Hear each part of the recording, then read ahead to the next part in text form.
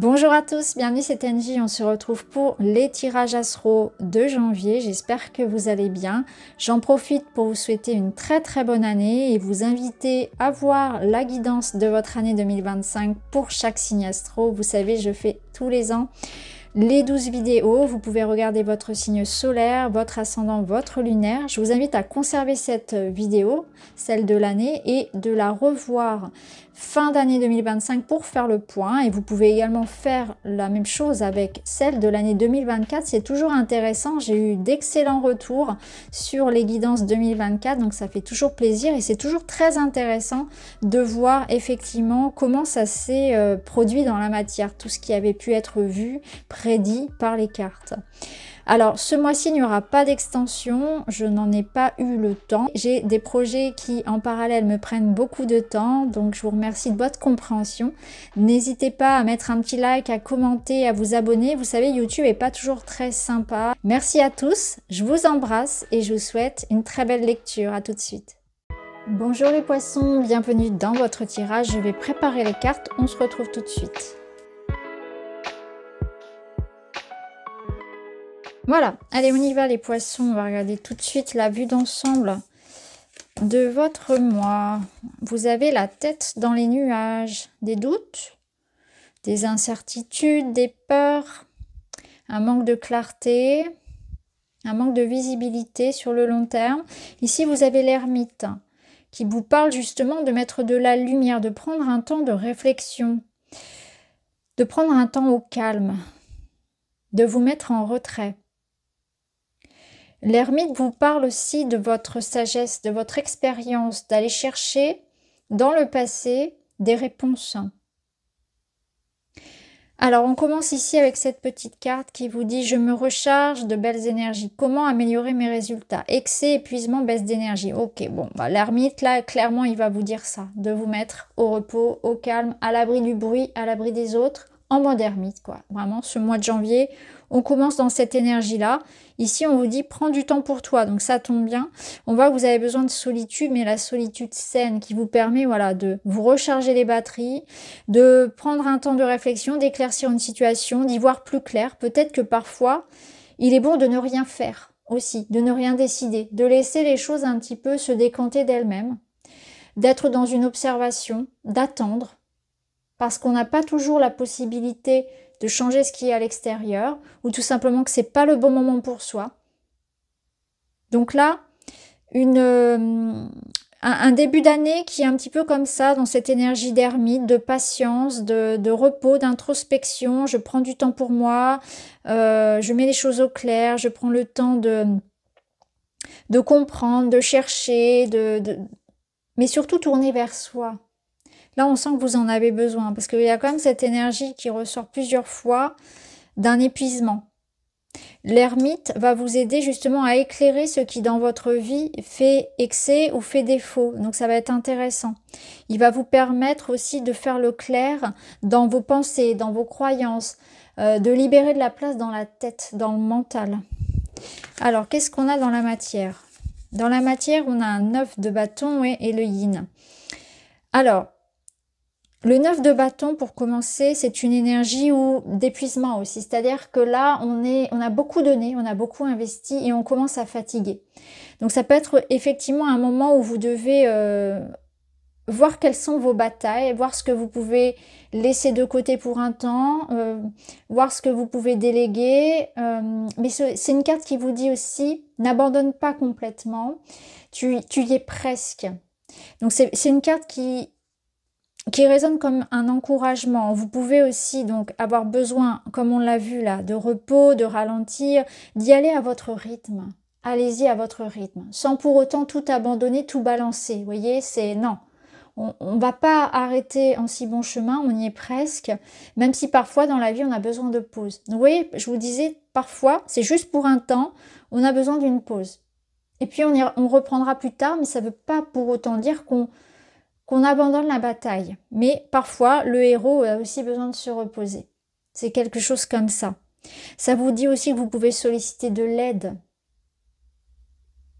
Ça vous demande aussi de voir que vous n'êtes pas obligé de faire tout seul, que vous n'êtes pas obligé d'être toujours dans l'action, que vous pouvez aussi parfois être dans une énergie beaucoup plus centrée sur vous et sur le fait de recevoir. Je pense que là, c'est aussi une invitation à accéder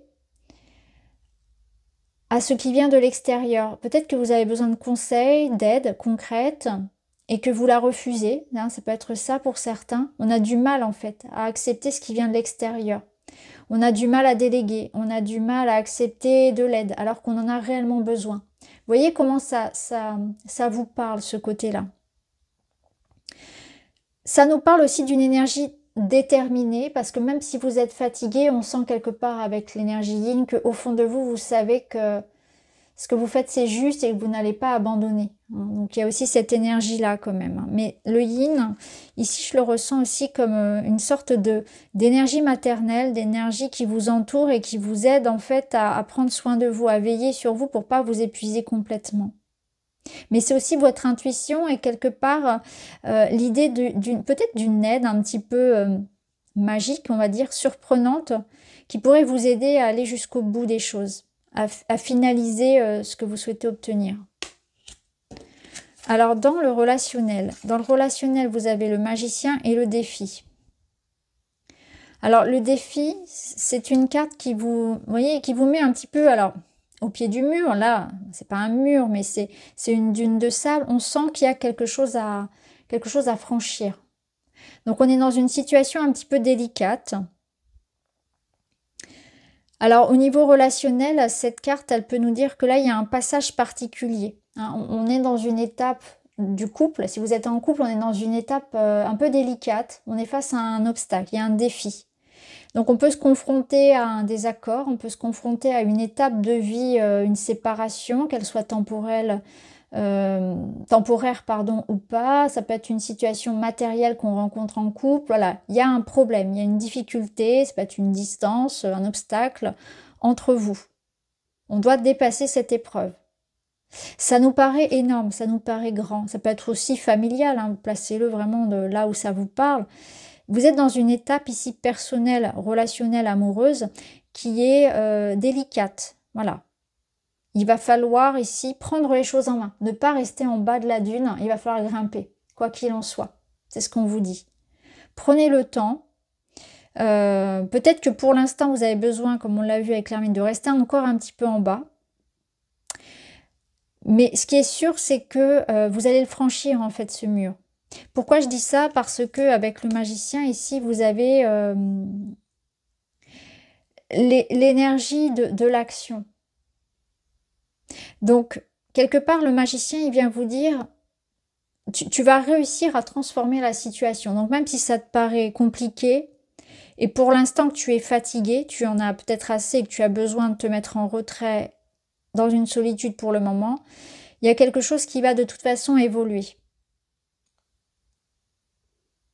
Le magicien, il vient un petit peu vous dire ici que si tu veux que ça change, si tu veux que ça bouge, c'est à toi de jouer. Il y aura une action qui sera nécessaire, une action, une décision qui seront nécessaires de votre part. Là, il y a quelque chose que vous allez transformer, que vous allez débloquer. Vous allez agir. Après, ça peut nous dire aussi que vous êtes face à une personne qui, quelque part, peut être fausse, peut être manipulatrice, peut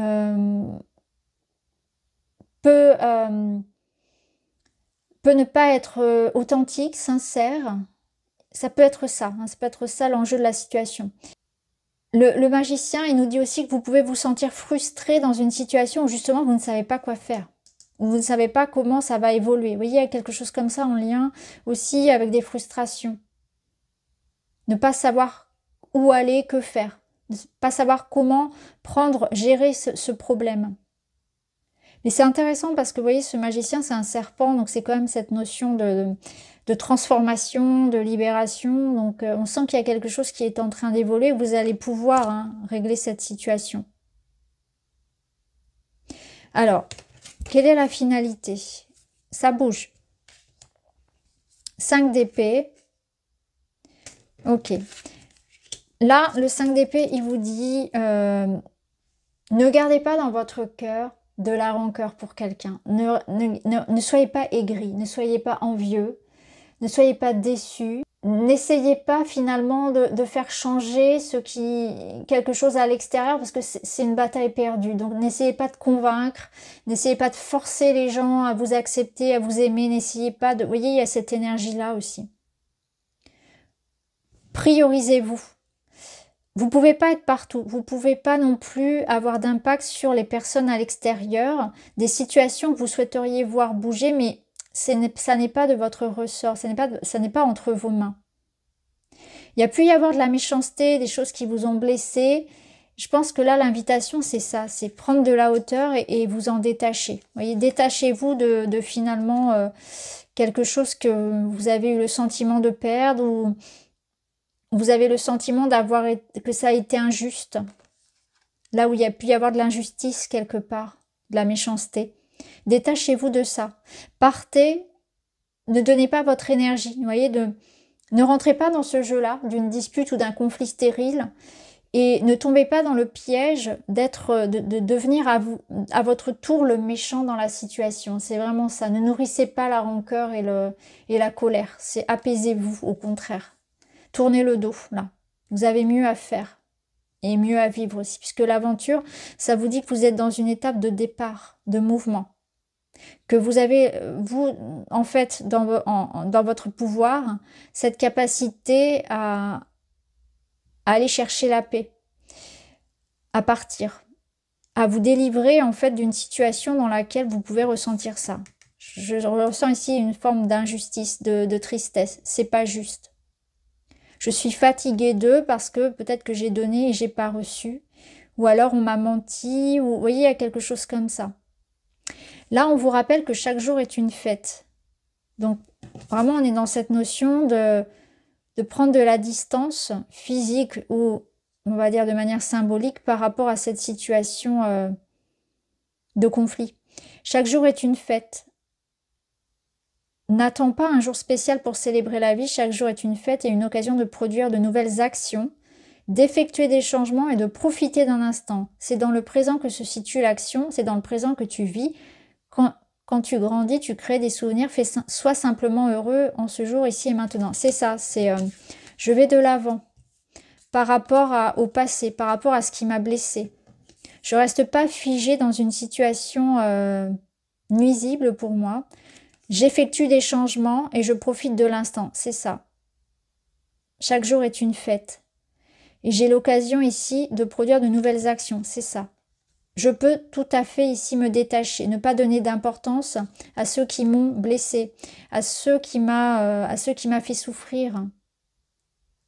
Et je vais utiliser mon énergie au contraire pour construire quelque chose de positif et ça commence déjà par prendre soin de moi. C'est dans le présent que se situe l'action, donc on a vraiment cette sensation où vous tournez le dos au passé. Sois heureux ici et maintenant. Voilà pour vous les poissons, j'espère que ça vous parle. N'hésitez pas à me dire en commentaire. Je vous remercie d'avoir regardé, je vous embrasse, à très vite.